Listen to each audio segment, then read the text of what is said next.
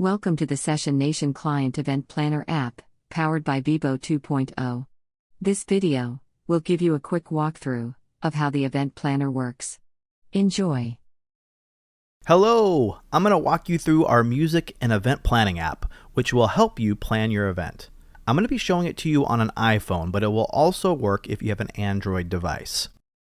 Once you receive a link, please click on the link from your phone. The app is free, so please download away. The first time you open the app, it's going to ask you to create a profile with email, Google, or Apple. You will then be able to add a profile pic as your avatar via the Profile tab.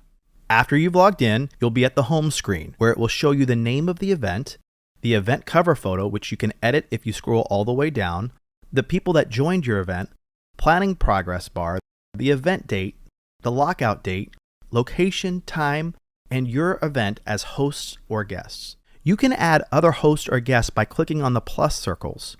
Hosts are generally just the client and the entertainer. If you decide to add a host, use discretion because they will have access to everything.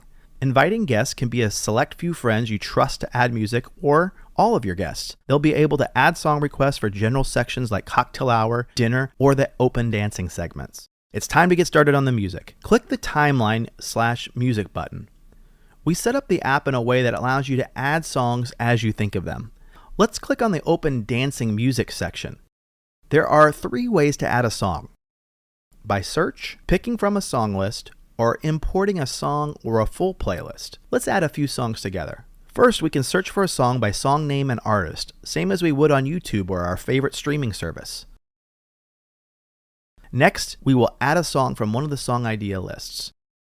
You can go through these curated lists and get some ideas by genre or category to help you find songs for each section of your event.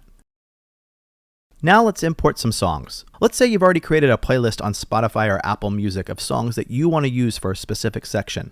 In this case, we're in the open dancing segment. You can click on Import from Spotify, connect your account, and then you pick a full playlist or specific songs from the playlists. A cool way to also use the app is syncing your Shazam to your Spotify or Apple Music and finding songs from there.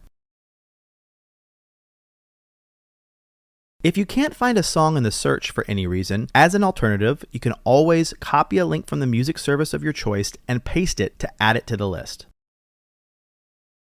Once you've added a few songs, anyone can click on a song to listen to it by using the available links. You as the host will have some additional options, but guests will not be able to view these. You can add a comment about a song, such as a dedication to a specific person, or classify it as a must play.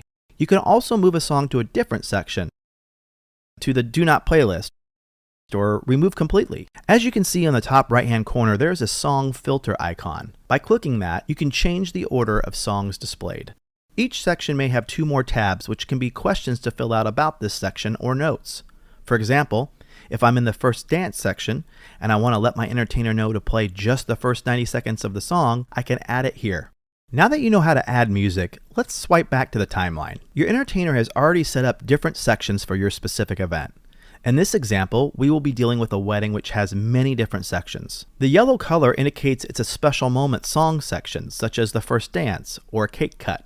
A blue color means it's a song list section, and the gray means there are no songs in this section. By default, the sections are host only, meaning only you as the host can see them. But when a song is made public, which means your guests can see and add songs to it, you will have a guest icon. If you want to change a section from host only to public or vice versa, simply swipe the section and click on Info. Also, please note that some sections you are able to delete, so feel free to do so if you don't need them at your event. Now let's say we want to reorder some sections. For instance, we want to move the cake cut to right after dinner before the dancing starts. Long press the section, drag and drop. Super simple.